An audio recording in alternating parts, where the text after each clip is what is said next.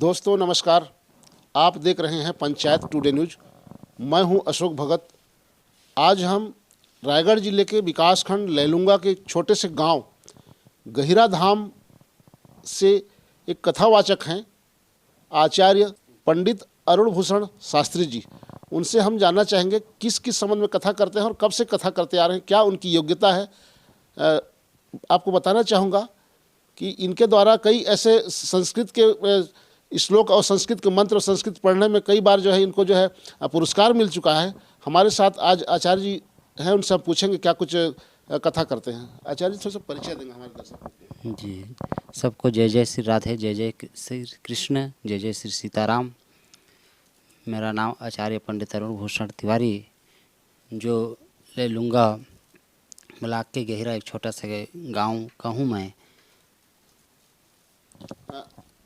शास्त्री जी, हमारे दर्शकों को बताइए कि आप किस किस संबंध में जो है कथा करते हैं और कहाँ तक पढ़ाई किए हैं, आपका जन्म कब और कहाँ हुआ था, इस संबंध थोड़ा सा डिटेल में। जी, मेरा जन्म यही गहिरा धाम में, जहाँ गहिरा गुरु जी का जन्म स्थली है।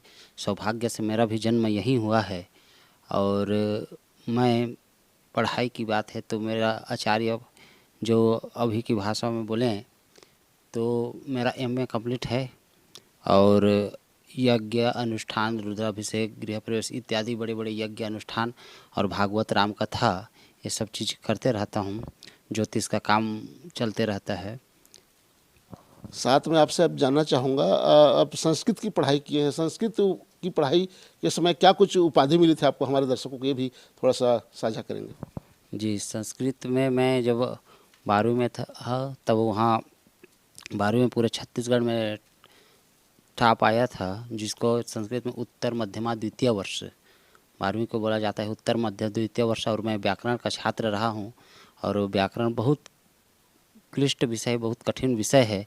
उसमें पूरे छत्तीसगढ़ में टॉप आया था। उसके बाद शास्त्री गया, शास्त्री की उपाधि है, फिर आचार्य की भी उपाधि है।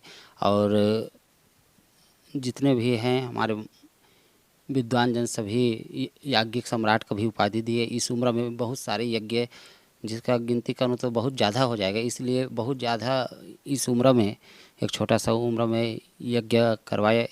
और याज्ञिक सम्राट भागवताचार्य के नाम से जाने जाते हैं। तो हमारे साथ अभी बने हुए हैं जो है याज्ञिक सम्राट आचार्य जी से हम जानना चाहेंगे कि इसके आगे क्या कुछ आपका भविष्य में रणनीति है, कथा को लेकर के कितना मतलब क्या कुछ प्रचार प्रसार करना चाहते हैं और कहाँ कहाँ कथा करने के लिए जाते हैं आप लोग क्षेत्र में। लगभग अब छत्तीसगढ़ में सभी जगह गया मैं, और सभी जगह से बहुत स्नेह प्रेम मिला। और मेरा उद्देश्य यही है कि अपनी संस्कृति, अपनी विरासत, जो भी अपनी संस्कृति है वो ना छूटे। और आज गर्व के कारण बनते जा रहे हैं, ये सब चीज़ छूटते जा रहे हैं। इसलिए इसको हमारा कर्तव्य है कि सही दिशा निर्देशन करना, सही जगह बताना, और शास्त्रों के माध्यम से, जो शास्त्र में पढ़े हैं लिखे हैं, उस माध्यम से हम बताते जा रहे हैं। और लोगों ने आज अनुकरण कर भी रहे हैं, अनुकरण कर रहे हैं, ले रहे हैं। और अनुकरण करने के बाद बोलते हैं कि महाराज अब आगे से हम लोग को अब इस राह में चल रहे हैं तो बहुत अच्छा लग रहा है। और भागवत, श्रीमद् भागवत ज्ञान में 18,000 श्लोक में अंतिम श्लोक में बताया गया है कि नाम संकीर्तनम यस्य सर्व पाप प्रणाशनम प्रणामो दुख समनस्तम नमामि तम हरिम प्रियम। पहले सतयुग में, त्रेता युग में, द्वापर युग में वो ऋषि महर्षि लोग कितने यज्ञ अनुष्ठान जप तप आदि करते थे। आज नाम संकीर्तन कलयुग में, कलियुग केवल नाम आधारा। गोस्वामी तुलसीदास महाराज बताएं कि कलियुग केवल नाम आधारा। और नाम जितना ज़्यादा हो सके संकीर्तन करना चाहिए। इसी के फलस्वरूप आज कल्याण पा रहे हैं, नाम संकीर्तन कर रहे हैं। और सभी अभी खुशहाली ले रहे हैं और आनंद ले रहे हैं। और जितना हो सके नाम संकीर्तन कर रहे हैं। कई जगह तो नाम यज्ञ भी होता है, नाम का यज्ञ होता है, जिसको हम लोग के क्षेत्र में अष्टपहरी बोलते हैं। केवल नाम का संकीर्तन रात भर 24 घंटा करते जा रहे हैं। कई 9 दिन तक आठों पहर करते रहते हैं। 9 दिन तक, 10 दिन तक यह चलता भी है। तो ऐसे नाम संकीर्तन हो रहे हैं तो बड़ा अच्छा लगता है, आनंद आता है ये सब चीज़ देखने को। चलो कि हमारी संस्कृति पुनः वापस लौट के आ रहे हैं। और यही मेरे भगवान से यही प्रार्थना रहेगा, आप लोग का स्नेह है ये रहेगा कि जितना ज़्यादा हो सके अपनी संस्कृति को ना भूलें, अपनी जो संस्कृति है, अपनी मातृभाषा को ना भूलें, अपनी माटी को नहीं भूलना चाहिए। तो ये सब चीज़ में मेरा उद्देश्य रहता है, अपने धर्म में, अपनी संस्कृति में हमेशा विश्वास रख के उस काम को करते रहना चाहिए।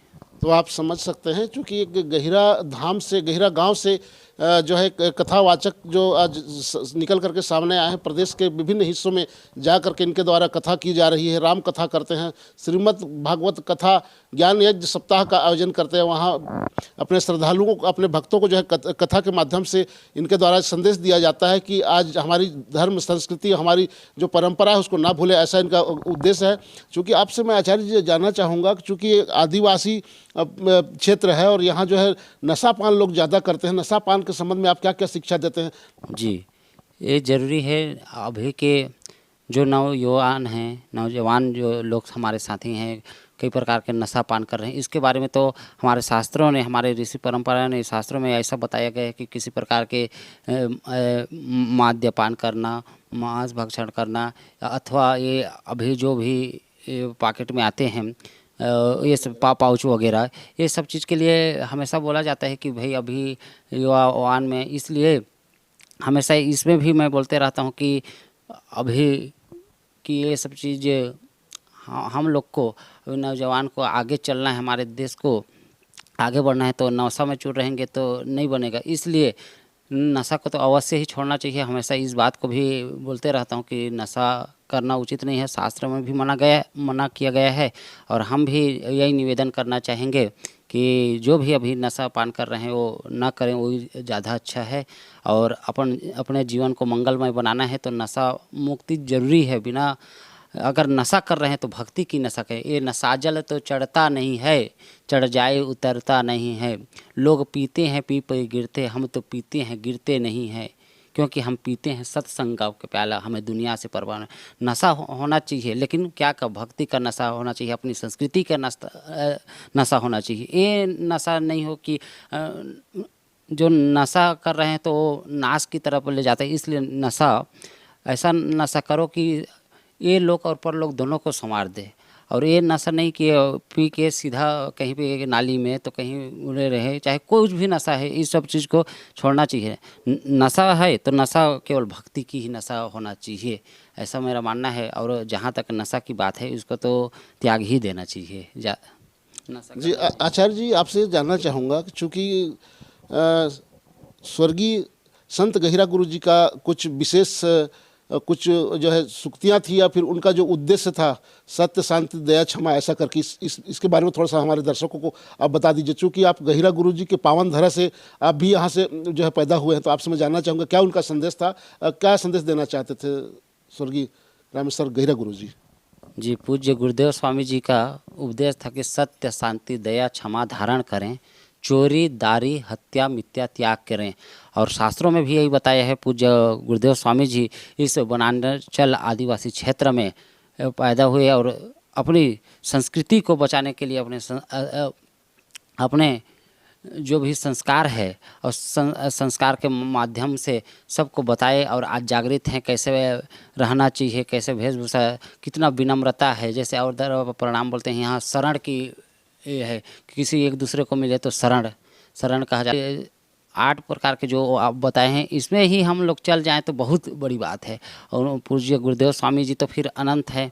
और एक महापुरुष का वक्तव्य हम बोले अपने छोटे मुँह से तो अच्छा नहीं है, लेकिन जो भी उनसे सीखे हैं, और जगह अनेकों प्रकार के गीत भजन गाते रहते हैं। लेकिन पूज्य गुरुदेव स्वामी ने इतना सुंदर गीत भजन रामचरितमानस से लेके बनाए हैं। और उसी में रात भर हमारे जो भक्तिन हैं, भगत हैं, रात भर कीर्तन भजन करते रहते हैं। और केवल रामचरितमानस से मानस की जो चौपाई है उसी में खूब धूमधाम से नृत्य करते हैं। साल में कई ठो तो यहाँ 5 ठो यज्ञ ही हो जाता है, 5 ठो यज्ञ हो जाते हैं, लाखों भीड़ यहाँ होते हैं।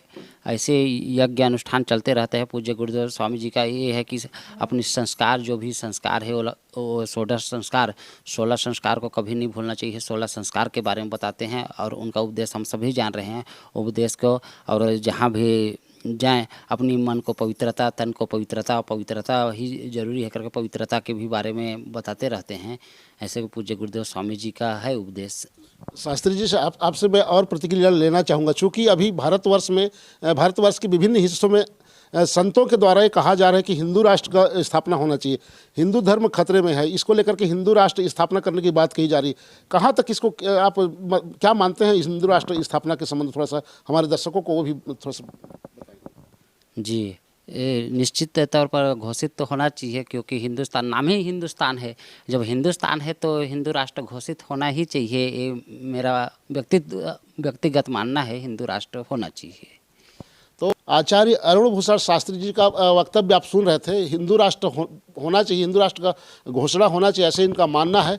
और इन्होंने विभिन्न जो क्षेत्र हैं वहाँ जो है अपना कथा का प्रवचन किया है, सत्संग के माध्यम से, श्रीमद् भागवत ज्ञान यज्ञ सप्ताह के माध्यम से अपने श्रोताओं को जो है, भक्तों को जो है कथा के माध्यम से शिक्षा देते आए हैं। उनको व्यसन नहीं करना चाहिए, नशा पान नहीं करना चाहिए, मांस मदिरा की ओर नहीं जाना चाहिए, अध्यात्म की ओर जाना चाहिए, ऐसे इनका संदेश देने का उद्देश्य है। आज आप देख रहे हैं पंचायत टुडे न्यूज़। आप हमारे इस चैनल को अधिक से अधिक लाइक, शेयर, कमेंट और सब्सक्राइब करें। हमारे इस चैनल को आप फेसबुक और इंस्टाग्राम में भी फॉलो कर सकते हैं। धन्यवाद।